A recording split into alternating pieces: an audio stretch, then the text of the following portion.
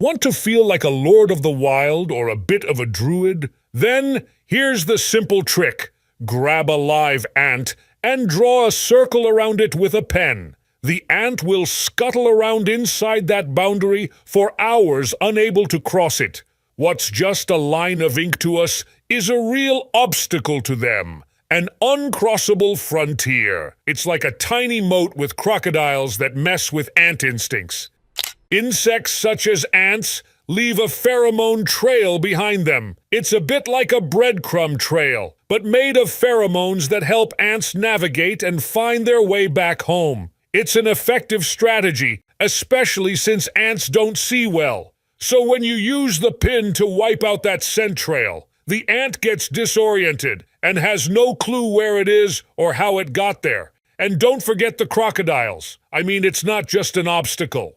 The pin trail is covered in wet, slippery, foul-smelling ink, so the ant's doing its best to avoid stepping in it. I can't blame it, honestly. Depending on the type of ink, it can take a few minutes to a few hours for an insect to get out. Certain ants are so unlucky that they die in a circle from exhaustion, never finding any way out. It's not just ants, plenty of other insects fall for this trap too.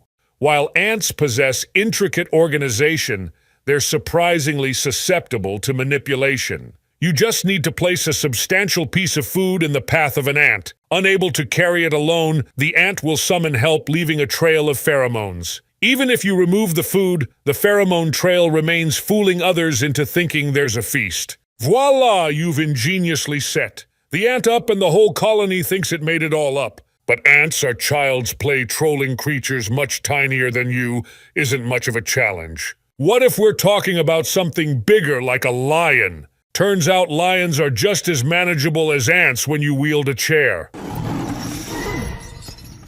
Over a century ago, Clyde Batty, a lion tamer, discovered that a chair is a crucial tool for survival. While Batty realized this, his colleagues didn't and sadly died. Remarkably, Batty himself lived to 62, and it wasn't predators that killed him. It turns out that raising the chair to a level where its legs are oriented toward the lion effectively confuses the predator. The animal perceives the legs as distinct entities, preventing it from focusing on a singular target. The dilemma becomes so perplexing that the lion chooses to freeze and await change rather than launch an attack on a person.